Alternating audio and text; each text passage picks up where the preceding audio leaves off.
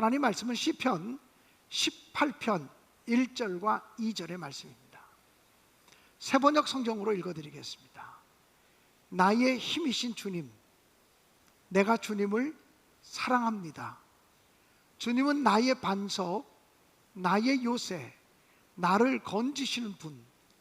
나의 하나님은 나의 반석, 내가 피할 바위, 나의 방패, 나의 구원의 뿔, 나의 산성이십니다.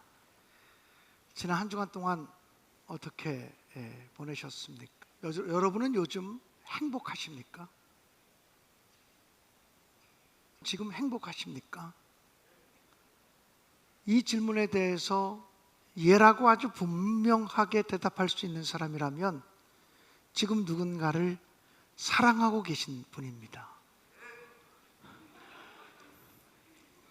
문준의 권사겠죠? 다른 사람은 아니겠죠? 네. 누군가를 사랑하는 사람은 아침에 일어날 때부터 행복합니다. 그 사랑하는 사람을 만날 생각만 해도 행복해집니다. 밥을 먹을 때도, 일을 할 때도 행복합니다. 고난을 당하고 어려운 일을 만나도 내가 분명히 사랑하는 사람이 있으면 고난을 견딜 수 있는 힘이 굉장히 커지는 것을 느끼게 됩니다. 어느 목사님에게 초등학교 5학년 아들이 있었습니다. 그런데 이 아들이 어느 날 갑자기 달라졌습니다. 아침에 일찍 일어나고 옷을 단정하게 입고 학교 빨리 가라고 서둘지 않아도 지가 알아서 척척 학교를 갑니다. 이놈이 왜 갑자기 이렇게 달라졌지? 얘가 왜 이렇게 갑자기 변했지? 이런 생각이 들었습니다. 그러다 그 목사님 사모님이 자기 어린 아들의 책상을 청소하다가, 그 방을 청소하다가 책상 위에서 종이 쪽지 하나를 발견했습니다. 야, 난 네가 좋아. 너를 만나고 싶어서 일부러 너희 집 쪽으로 돌아서 학교를 가는 거야.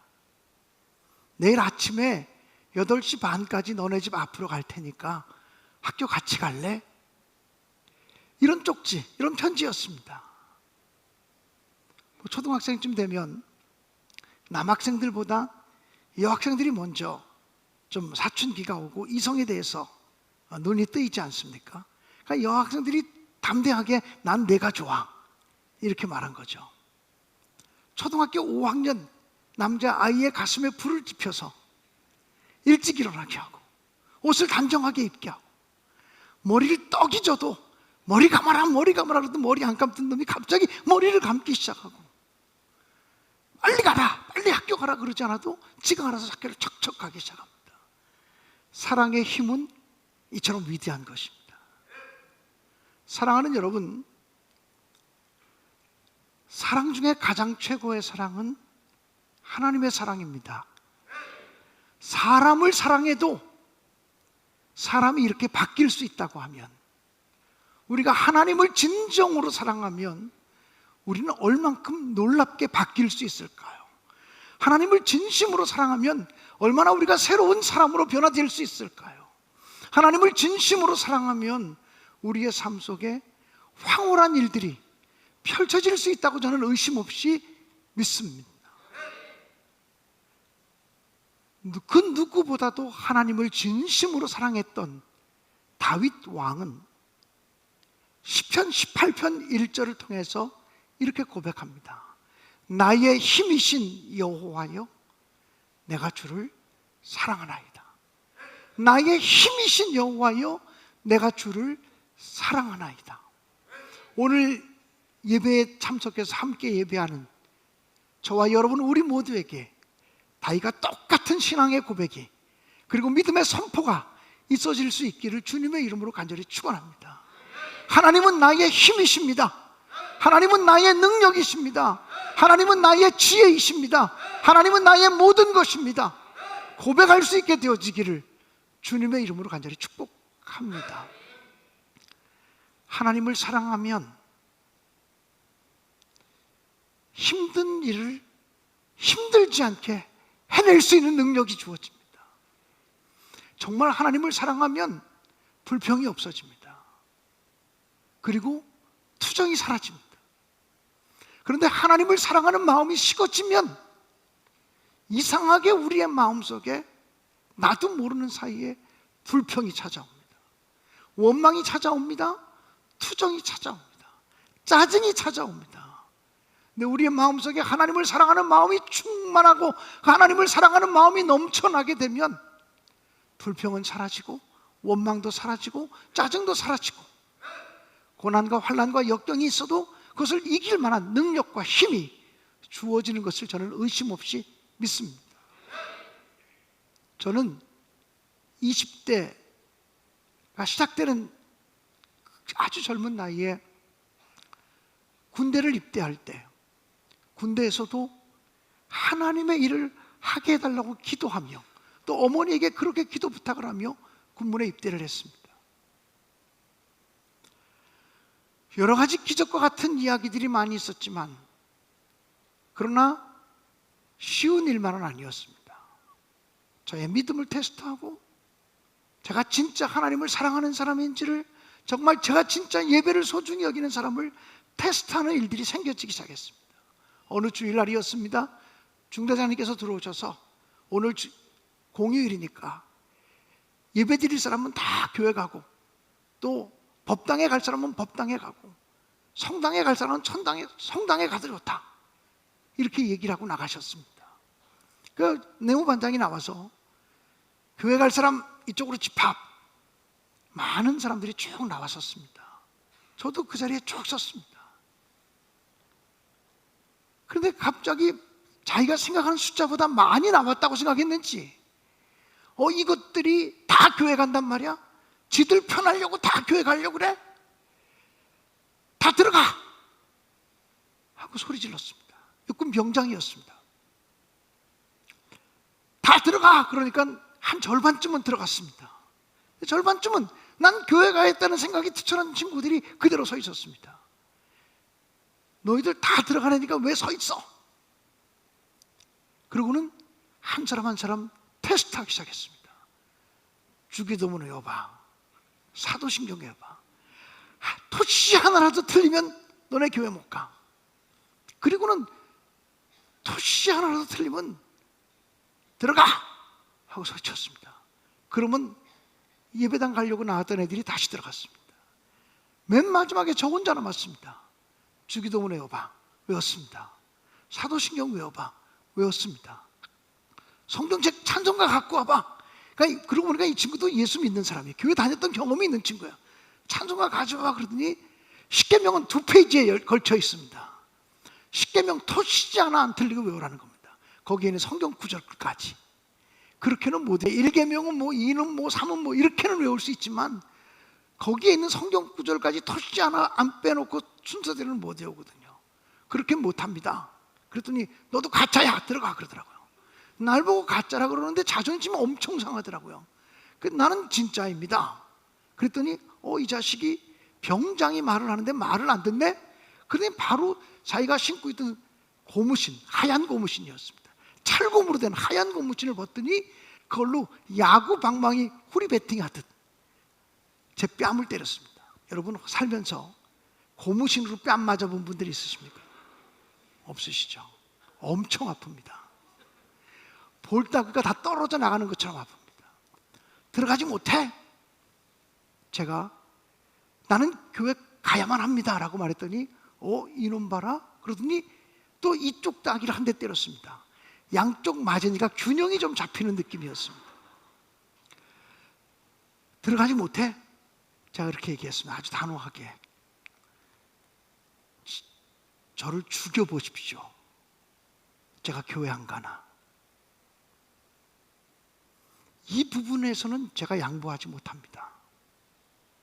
그랬더니 그 병장 친구가 요만한 막대기 하나를 들고 있었는데 확 집어던지면서 얘는 교회 보내. 그리고 앞으로 김광년이는 하늘이 무너져도 주일날은 교회가. 김광현이 주일날 교회 못 가게 하는 놈은 나한테 이렇게 얘기했습니다. 그때 제가 그렇게 할 수 있었던 용기가 있었던 것은 저 그 친구 하나도 밉지 않습니다. 하나도 그 친구에 대한 원망이 군생활에도 없었습니다. 왜냐하면 하나님이 내 믿음을 테스트하고 있다고만 여겼기 때문입니다. 근데 제가 그렇게 할 수 있었던 것은 그때 제 마음속에 하나님을 사랑하는 마음이 너무나 컸기 때문이었습니다.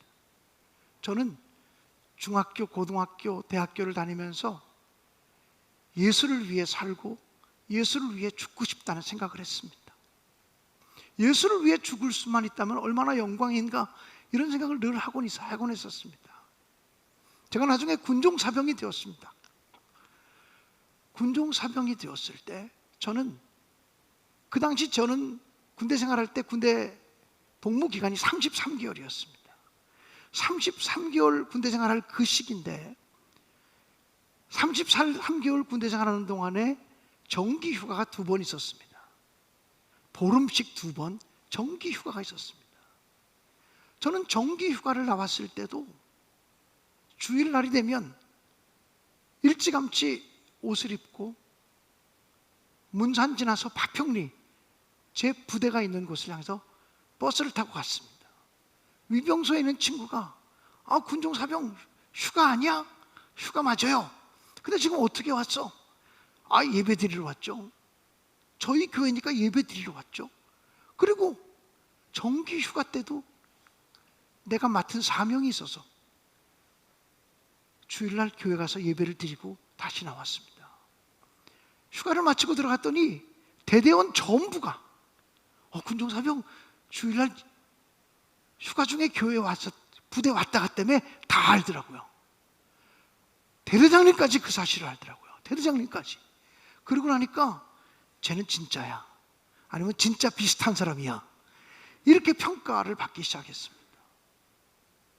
믿음에 있어서 양보하지 않겠다는 생각을 했을 때 하나님이 저를 지켜주시고 책임져 주시는 것을 경험하곤 했습니다. 저는 육군 상병 때 그 부대에서 예배를 못 드리게 하고 예배 드리는 것을 방해하고, 그래서 제가 대대장님을 찾아갔습니다. 육군 상병이 대대장님을 찾아가는 것은 이건 있을 수 없는 일입니다. 그런데 대대장님 방 문을 두드리며 찾아가서 대대장님에게 내가 대대장님을 도와드리기 위해서 왔다 그랬습니다. 그 사람은 전두환 대통령 조카 사위였습니다. 그때 전두환 대통령이 통치할 때 조카 사위였습니다. 아주 세상 말로 빽이 있는 사람이었습니다. 근데 제가 그 사람에게 육군 상병이 내가 대대장님을 도와드리러 왔다고 얘기했습니다. 그리고는 이 부대가 정말 잘 되기 위해서는 나를 대대장님의 특별 참모로 임명하라고 그렇게 얘기했습니다. 내가 너를 뭘 믿고 특별 참모로 임명하냐, 이렇게 얘기할 때 저는 그리스도인입니다. 저는 거짓말을 하지 않습니다. 저는 그리스도인입니다. 이렇게 얘기했습니다. 근데 하나님께서 그 대대장님의 마음, 예수도 믿지 않는 분이었는데 그분의 마음을 바꿔주셨습니다. 야, 너 마음에 든다. 어떻게 육군 상병이 이렇게 대담하냐, 이렇게 얘기했습니다. 저는 그렇게 용기 있는 사람이 못 됩니다. 우리 집사람이 늘 저보고 하는 말이 왜 그렇게 남자가 겁이 많냐고 그렇게 얘기합니다. 저는 겁이 많은 사람입니다.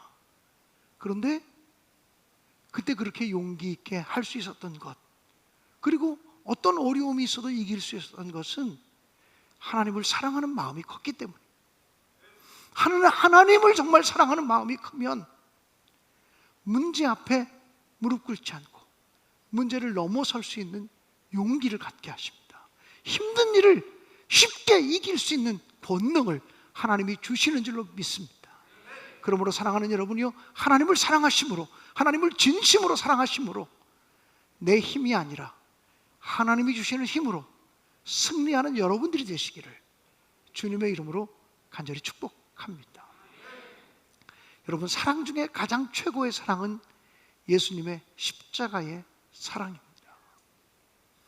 성경은 66권인데 66권 전체의 말씀을 한 절로 요약한 말씀이 있다면 저는 요한복음 3장 16절이라고 생각합니다.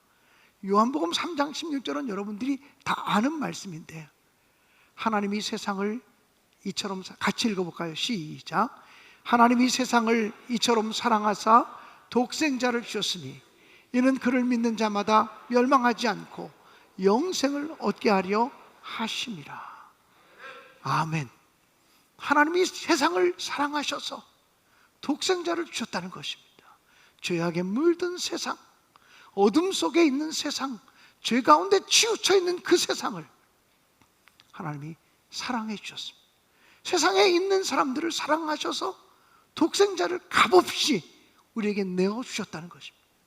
그래서 독생자 예수 그리스도를 믿기만 하면 영생을 얻을 수 있는 길을 열어주셨다고 하는 사실입니다. 그 사랑을 믿으면 우리는 치유의 은혜를 얻게 됩니다. 회복의 은혜를 얻게 됩니다.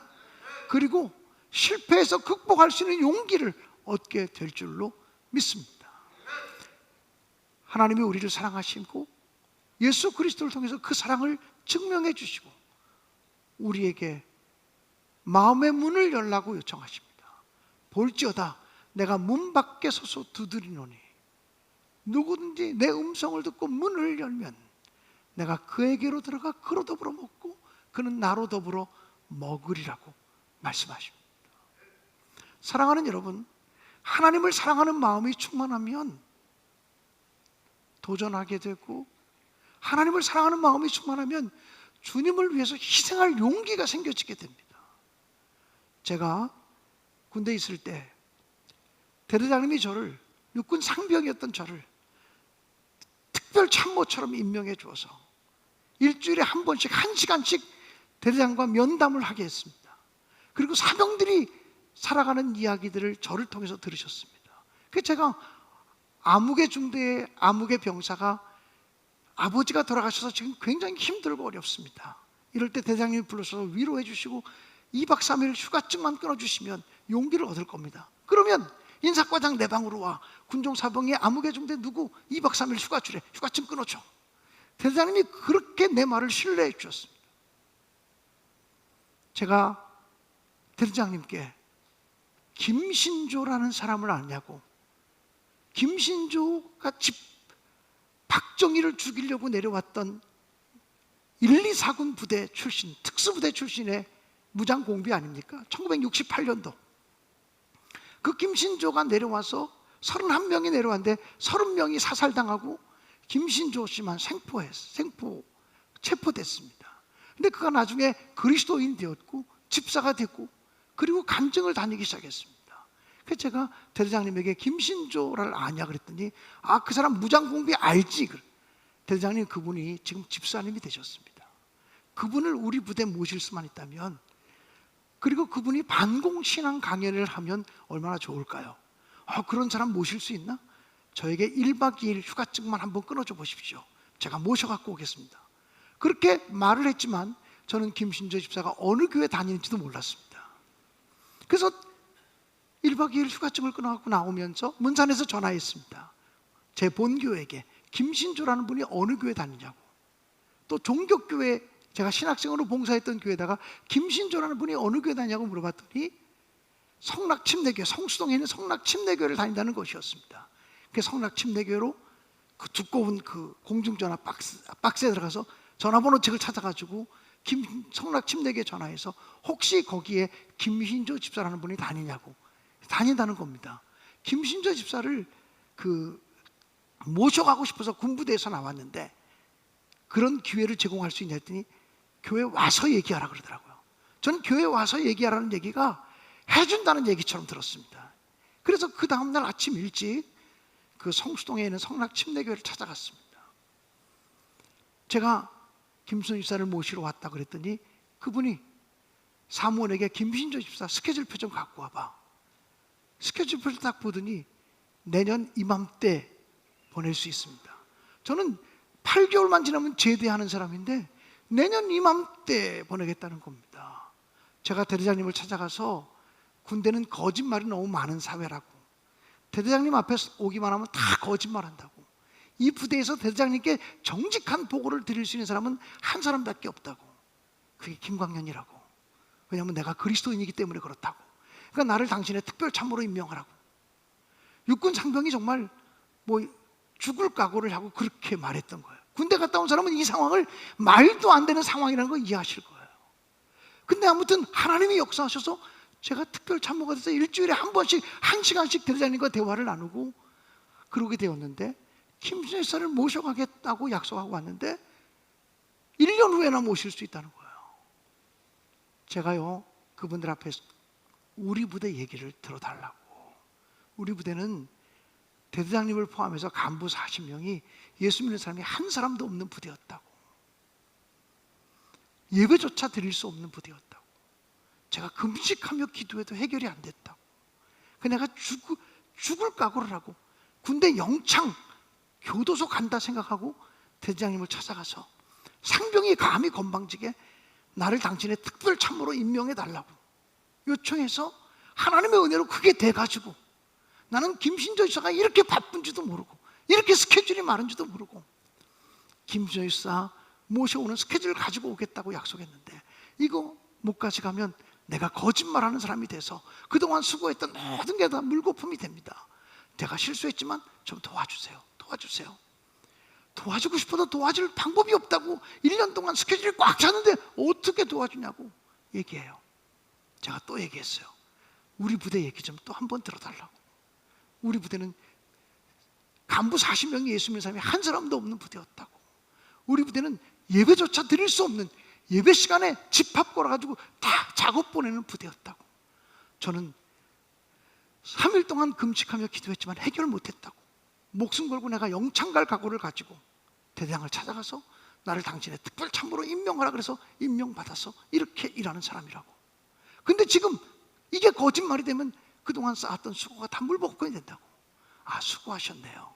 근데 도와줄 방법이 없습니다. 장로님, 그분 사무장이었어요. 장로님, 저희 부대에게 한 분만 더 줄여주세요. 저희 부대요, 간부 40명이 예수 믿는 사람이 한 명도 없었어요. 나중에 계속 얘기하니까 그분이, 아니 대한민국 군인들이 이렇게 말귀를 못 알아듣냐. 제가 그랬습니다. 장로님, 저희 부대에게 한 번만 덜어주세요. 안 들어도 된다고, 다 안다고. 아니요, 장로님, 귀로 듣지 말고 마음으로 들어주세요. 새벽 2시에 보내셔도 좋아요. 장로님에게 그런 권한이 있는 것 같아서 내가 말하는 거예요. 새벽 2시에 보내도 좋고 새벽 6시에 보내도 좋아요. 꼭 좀 보내주세요. 보낼 수 없다 그랬어요. 그러다가 점심시간까지 오전 10시쯤 찾아갔는데 점심시간 2시간 동안 10번을 얘기해도 안 되더라고요. 그분들이 점심 먹으러 갔어요. 그리고는 저보고 가라 그래서 제가 가지 않고 교회 마당에서 기다리고 있었어요. 다시 오면서 이 군인 아직도 안 갔다고. 제가 그래서 저 갈 수 없다고. 제가 지금 가면 거짓말쟁이가 되고 그동안 쌓아왔던 모든 것들이 다 수포가 되기 때문에 갈 수 없다고. 도와달라고. 그리고는 그랬더니 이 답답한 친구 맞냐고 막 화를 내요. 근데 그때 교회 전화가 걸려왔어요. 사무원이 전화를 받더라고요. 그러더니 잠시 후에 그 사무원이 김신조 씨 스케줄표를 가지고 그 장로님에게 보여주는 거예요. 그 내가 듣지 못하도록 이렇게 말하는 거예요. 장로님, 어느 교회에서 전화가 걸려왔는데요, 예정된 날짜에 교회 사정이 생겨서 김신조 집사를 모실 수 없다고 이야기를 했어요. 다음에 다시 날짜를 잡기로 했어요. 내가 들으면 안 되니까 자기들끼리 소곤소곤 얘기하는데 제가 온 신경이 거기만 가 있기 때문에 그 소리를 들었어요. 제가요, 그 사무장 장로님 앞에 무릎을 꿇었어요. 장로님, 그 자리 저희 주세요. 그 자리 저희 부대 주세요. 언제인지 모르지만 그 자리 저희 부대 김신조 지사 보내주세요. 그랬더니 그 장로님이 당신의 열심에 하나님이 감동하셨다고, 김신조 보내주겠다고. 그래서 김신조 지사가 저희 부대 와서 58 포병대대 와서 간증하고 가셨어요. 그리고 난 다음에 저희 부대 1사단에서 군종활동이 잘 되는 부대로 전후신문에 1982년도 10월달 신문에 실렸어요. 의심되는 사람은 여의도 국회도서관 가서 전후신문 찾아보세요. 그런 일이 있었어요. 그런데 제가 이번 지난주에 평택 동지방 연합성에 갔었잖아요. 평택 동지방 연합성에서 마지막 날 집회 때 이 간증을 했어요. 예수 믿으면, 집요하게 주님 믿고 행동하면 하나님이 들어오신다고. 포기하지 말라고. 충성은 끝까지 헌신하는 거라고. 충성하다가 힘들다고 그만두지 말라고. 하나님 일하다가 시험 들고 멈추지 말라고. 사단은 우리를 자꾸 넘어지게 하고 쓰러지게 하는데 사단의 속임수에 넘어가지 말라고. 사람 때문에 상처받고 쓰러지지 말라고. 그리고는 설교를 하고요. 그랬더니 여기보다 훨씬 이 간증이 길었죠. 사람들이 막 박수를 치고, 그 간증이 너무 은혜로워서 박수를 치고 막 그랬어요. 예배 다 끝나고 내려오는데 그 지방 감리사님이, 강사님, 기적과 같은 일을 하나 더 얘기해 드릴까요? 무슨 일인데요? 정말 놀라운 기적입니다. 지금 이 자리에 김신조 씨 딸이 있습니다. 그러는 거예요. 정말요? 그랬더니 김신조 씨 따님이, 김신조 씨가 나중에 목사님이 됐어요. 제가 그분을 만났을 땐 집사님이었는데 나중에 목사님이 되셨고 목회하다가 은퇴하셨는데, 그분의 딸이 감리교 목사님 사모가 돼서 자기 평택 동지방에서 목회한다는 거예요. 그래서 만났어요. 나를 그날 데리러 온 옥미정 사모와 함께 사진을 찍었어요. 사진 좀 한번 보여주세요. 내가 거짓말하는 게 아니니까 사진 좀 빨리. 네, 가운데 있는 사람은 김광현 목사고, 그 옆에 있는 사람은 세상에서 제일 예쁜 옥미정 사모고, 그 다음에 양옆에 목사님은 목사님이시고, 여자분이 김신조 목사님 따님이세요. 이름이 뭐예요? 그랬더니 남쪽에 와서 결혼했거든요. 김신조 씨가 무장공비로 올 때가 27살 때였어요. 남쪽에 와서 결혼해서 남쪽의 희망이다 그래서 남희라고, 김남희 사모님. 할렐루야. 이분이 너무 신기하면서 자기 아버지 얘기가 나와서 너무너무 깜짝 놀랐다고. 물론 김신조 집사님에 대한 얘기를 한 건 아니지만 김신조 집사를 모시게 된 이야기와 김신조 집사가 이런 내용으로 간증을 하실 때 우리가 큰 은혜를 받았다고 하는 얘기를 제가 했거든요. 그래서 우리가 오면서 옥미정 사모랑 그런 얘기를 했어요. 하나님이 우리의 말이 거짓말이 되지 않도록 지켜주셨다고. 할렐루야. 사랑하는 여러분, 제가 9월 4일에 있었던 일이에요. 9월 4일에 3주 전이에요. 동두천 가다 보면 덕정이라는 곳이 있는데, 덕정역 근처에 있는 덕정감리교회에서 덕정감리교회에서 3주 전에 70주년 감사예배를 드렸어요. 70주년 감사예배 때 저를 꼭 오라 그래서 제가 그 자리에 참석을 했어요. 한 1년 반 전의 일인데 덕정감리교회 목사님이 저보다 후배 목사님인데 저한테 전화를 하셨어요. 목사님, 우리 교회가 이제 1년 더 있으면 70주년이 됩니다. 70주년이 되는데 아직 우리 교회가 한 번도 개척교회를 해본 적이 없는 교회입니다. 70년이 되도록 개척교회조차 한 번 못 해본 교회이기 때문에 너무 죄송스러운 마음으로 70년이 되기 3년 전부터 교인들에게 개척교회를 세우기 위한 선교헌금을 하자고 독려를 했습니다. 그래서 우리 교인들이 많지 않아요. 한 40-50명밖에 안 되는 교인이기 때문에 한 사람 일주일에 7,000원을 모아서 개척교회, 70주년 개척교회를 세우기 위한 선교헌금을 하자고 그렇게 독려를 해서 지금 열심히 모으고 있는데 2022년 9월 달쯤 되면, 그때가 70주년인데 3천만 원쯤 모을 것 같아요. 어디에 교회를 개척하면 좋을까, 이런 생각을 하고 있는데 마침 교계신문에서 신내교회가 라오스 평화 선교회를 만들고 라오스 평화 선교사로 이관택 정유은 선교사를 파송했다고 하는 얘기를 듣고서 전화한 거예요. 하나님이 라오스로 교회를 세우라고 명령하시고 말씀하시는 것 같다고. 그래서 제가 얘기했어요. 우리는 라오스 선교사 파송한 지 얼마 안 돼서 쉽게 말하면 선교사로 초짜라고 그런 일을 할 수 있을지 모르겠다고. 다른데 하셔도 된다고. 그랬더니 아니, 하나님이 자기에게 주신 마음이 라오스이기 때문에 라오스를 했으면 좋겠다고. 그래서 제가 이관택 선교사님을 소개해 줬어요. 이번에 이관택 선교사님이 나와서 교회 개척에 대한 이야기를 소개하기로 했었어요. 근데 6, 7월 달에 코로나가 환자가 많이 생기니까 못 나오겠다고 얘기를 하셔서 못 나오셨어요. 그 덕정교회 문 목사님이 저한테 전화하셔서 라오스 선교사가 못 나오니까 라오스 평화선교회 회장이신 목사님이 참석하시라고. 그래서 제가 거기 갔어요. 그분이 여러 번 저한테 얘기했어요. 우리가 작은 교회고 교인들이 4, 50명밖에 안 되기 때문에 한 3천만 원 정도 선교원금을 마련했다고. 그거를 봉헌할 거라고. 너무나 귀한 헌금이라고 그렇게 하고 갔어요.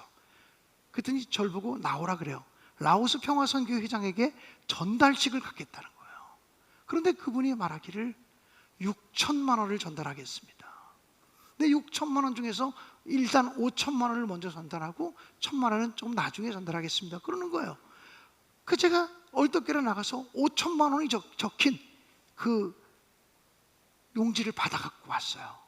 너무 궁금한 거예요. 분명히 나한테 자기네 교회는 3천만 원밖에 할 수 있는 능력이 안 되는데 여러 번 얘기했는데 갑자기 그게 왜 6천만 원이 됐는지 너무 궁금한 거예요. 그래서 제가 전화로 물었어요. 그랬더니 그분이 하는 말이, 목사님, 제 아내가 간경화증 말기입니다. 치료를 받으려면 3천만 원쯤 드는데 제 아내의 간절한 소원이 작은 교회에서 목회하다 보니까 한 번도 선교를 위해서 헌신한 적이 없어서 평생 마음에 그것이 짐이 됐는데 병원비 3천만 원 모아진 것, 이거 먼저 하나님의 교회를 세우는 일을 위해서 헌신하면 좋겠다고. 장성한 두 딸이 그럴 수 없다고 얘기했지만 어머니가 너무 간절하게 얘기하고, 또 목사님도 자기 아내의 그 의견을 받아들이게 되고 온 가족이 가족교회를 통해서 3천만 원을 헌금하기로 했다는 거예요. 그래서 3천만 원 헌금이 갑자기 6천만 원이 돼서 전달이 된 거예요. 저는 그것을 보면서 가슴이 먹먹해졌어요. 하나님이 이렇게 일하시는가 보다. 정말 하나님을 사랑하게 되면 계산을 안 하게 돼요. 모든 계산을 내려놓고 하나님에서 헌신하고 싶은 마음이 더 먼저 생기는 거야. 하나님께 헌신하지 못하는 것이 너무 죄송스럽고 하나님을 위해서 희생하지 못하는 것이 너무 죄송스러워 견딜 수 없는 마음이 드는 거예요. 하나님을 사랑할 때 그런 마음이 드는 거예요. 하나님을 사랑하면 희생의 용기가 생겨지고, 하나님을 사랑하면 섬김의 용기가 생겨지고, 하나님을 사랑하면 나눔의 용기가 생겨지고, 거기서 하나님의 능력이 더해짐으로 놀라운 기적이 일어나게 됨을 분명히 믿습니다. 느헤미야 8장 10절에서 느헤미야 선지자는 이렇게 얘기를 했어요. 여호와를 기뻐하는 것이 너희의 힘이니라. 마지막 부분이에요. 여호와로 인하여 기뻐하는 것이 너희의 힘이니라. 우리의 힘이 다른 데 있지 않아요. 하나님을 사랑하는 것이 우리의 힘이고 하나님을 기뻐하는 것이 우리의 힘이 되어짐을 분명히 믿습니다. 오늘 찬양하기 원하는데요, 나의 힘이 되신 여호와여, 내가 주님을 사랑합니다. 시편 18편 1절과 2절의 말씀을 가사로 해서 쓰여진 아름다운 찬양곡이 있어요. 나의 힘이 되신 여호와여. 1절을 부르고 2절을 부를 때, 나의 생명이신 여호와를 부를 때 다 함께 일어나서 찬양하도록 하겠습니다.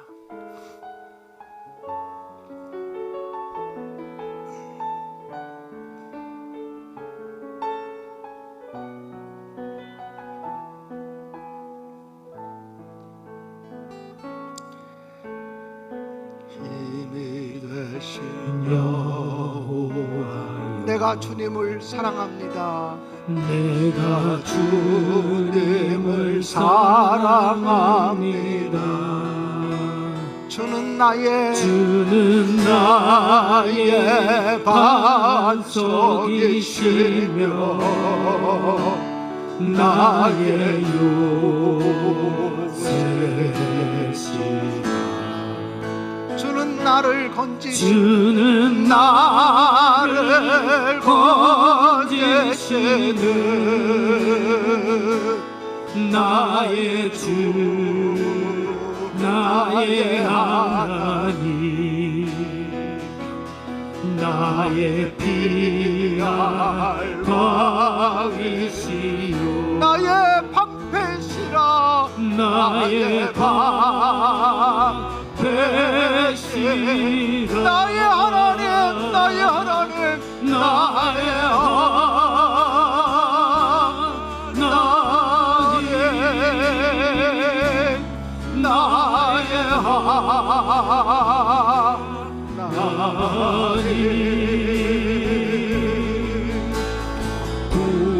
구원의 불이시여 나의 산성이라 나의 산성이라 나의 생명이신 나의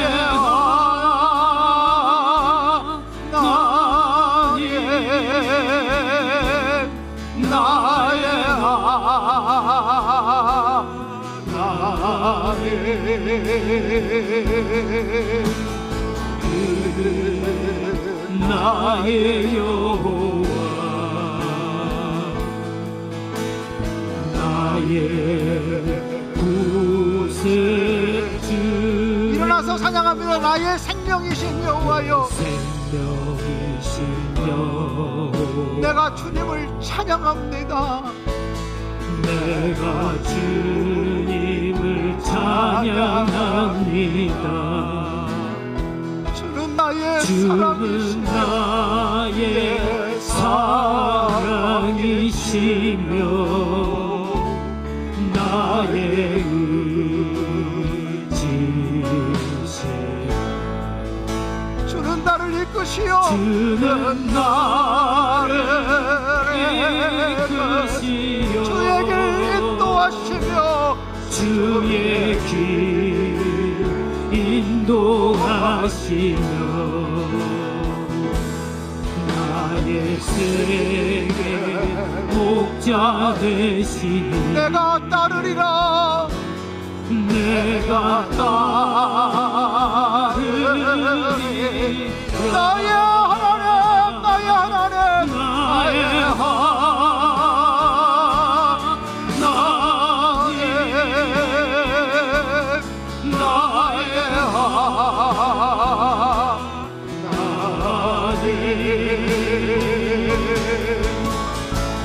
생명의 면류관으로 내게 씌워서 나의 하나님 나의 하나님 나의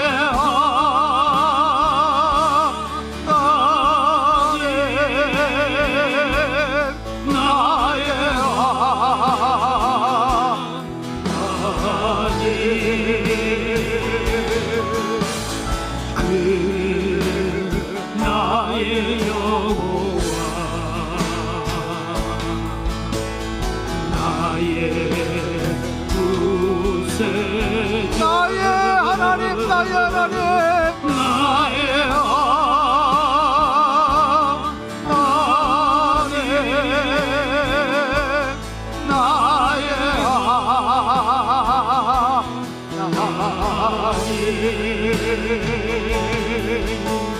그는 나의 여호와